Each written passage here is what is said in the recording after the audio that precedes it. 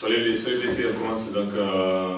On a Irvine Cardona qui a une petite douleur en haut de la cuisse et c'est une récidive. Donc c'est pas hyper méchant, mais le problème c'est que c'est récurrent.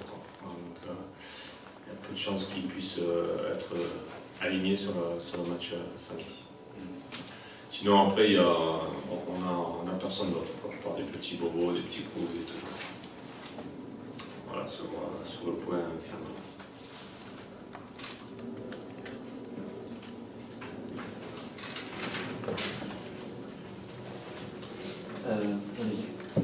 Vous avez affronté Rennes, puis Bordeaux, Monaco, c'est un gros mois qui s'offre à vous. Est-ce que ça peut être le moment de savoir si Brest est prêt à lutter? Ouais, c'est parce que c'est un mois important. On va rencontrer des équipes de renom, bien calées en Ligue 1 depuis pas mal d'années, des équipes qui ont une ambition.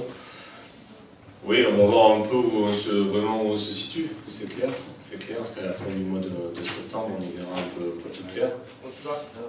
Juste avant qu'il y ait une trêve internationale, donc il y aura ces 4 matchs-là. Ça, c'est important de les négocier au mieux, de prendre des points, bien sûr, parce que c'est vital pour nous, mais de voir aussi comment se comporter face à des gros cylindrés.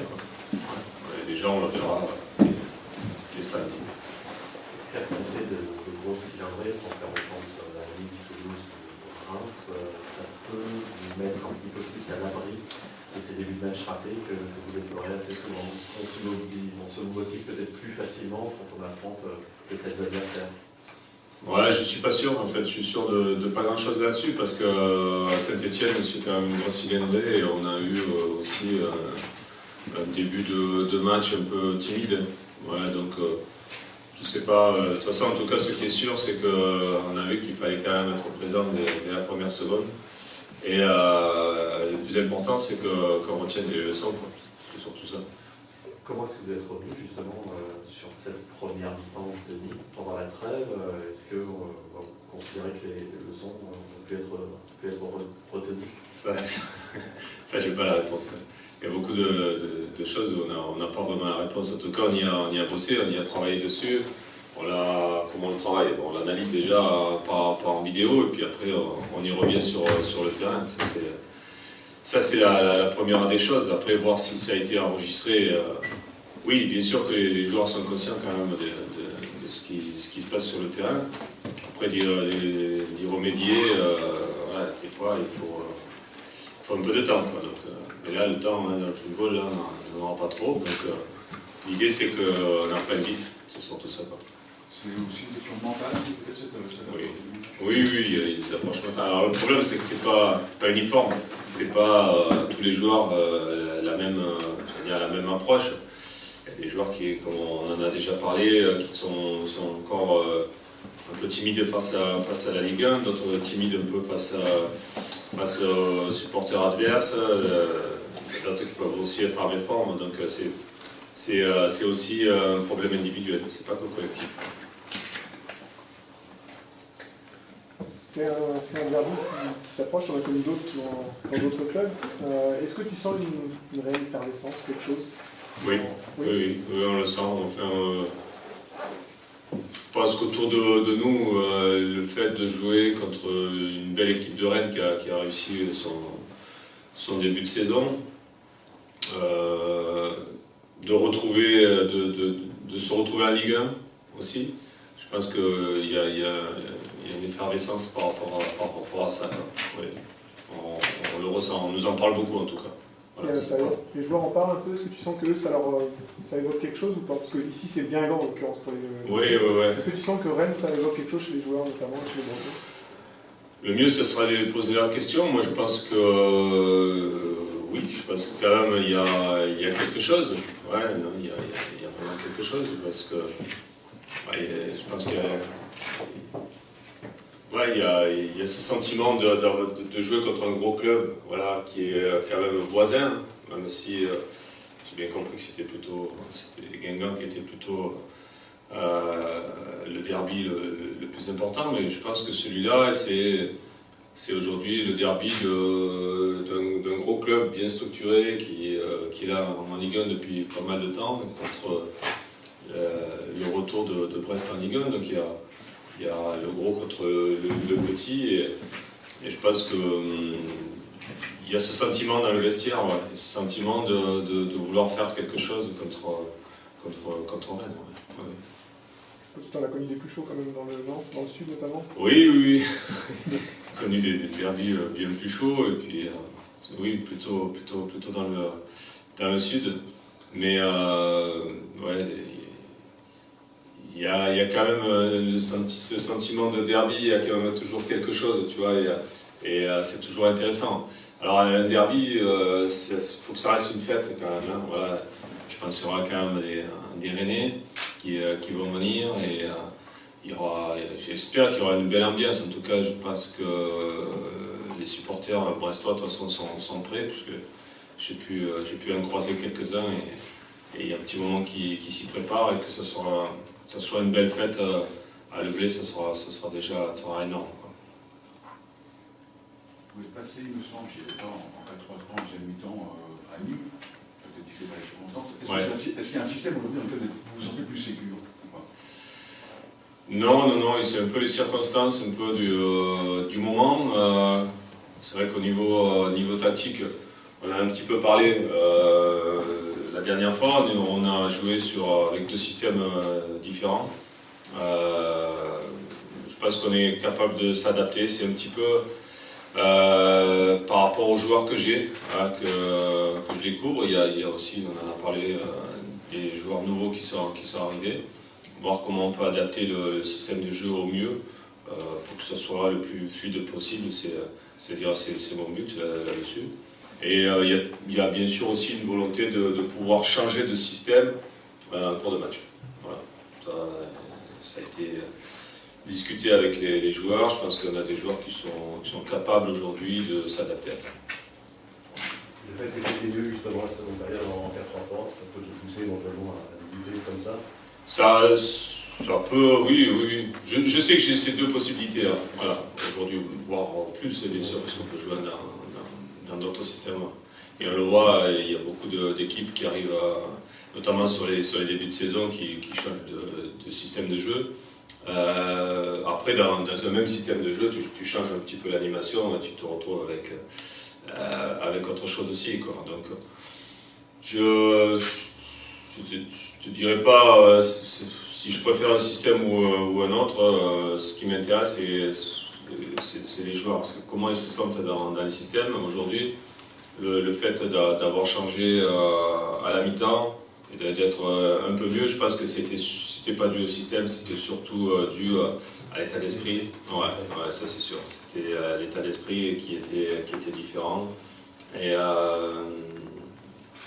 une sorte de fierté quand même qui est arrivée à un moment donné pour dire bon, non, on va pas quand même se laisser bouffer pendant tout un match. Le mi-temps, c'est déjà pas mal. Est-ce que le profil, tu parles des joueurs, au-delà du système des joueurs, donc avec les deux recrues qui sont arrivés tardivement, autant du Verne que du poste, oui. Poste pour poste, Mendy offre peut-être un autre profil. Est-ce que c'est ça qui pourrait te pousser à changer? C'est un autre profil, ouais, effectivement. C'est ce qu'on voulait, hein, avoir d'autres profils, différents profils pour pouvoir avoir différentes manières de pouvoir évoluer. C'est vrai que Mendy nous amène autre chose, donc quand il est là, effectivement, il faudra certainement adapter une animation autre. Pas sûr que ce soit le système qui change, mais l'animation, obligatoirement, elle changera.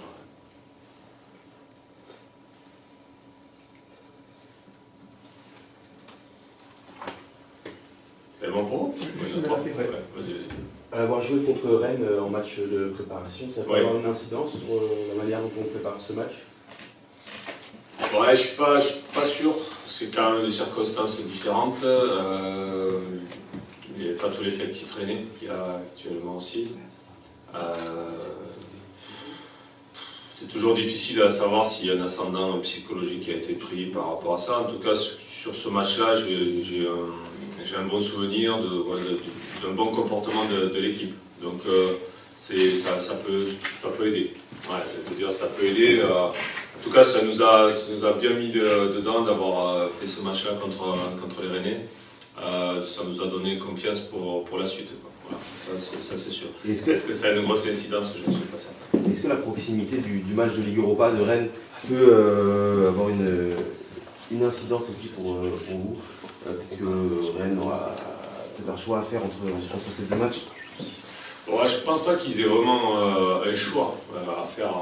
Ils vont jouer les matchs à fond. Après, il va y avoir peut-être une décision ou deux par rapport effectivement à un joueur ou deux, des changements.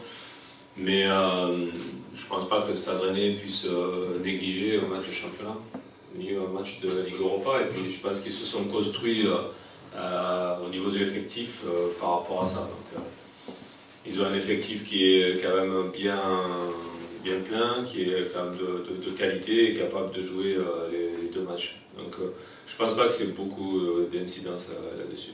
Il y a beaucoup plus d'incidence quand tu as joué ton match pendant le mercredi et que tu rejoues le samedi. Effectivement, ceux qui jouent deux fois, les joueurs qui jouent 2 fois dans la semaine, il y a une fatigue, ça c'est sûr, ou physique ou mentale, il y a une fatigue. Mais là, bon,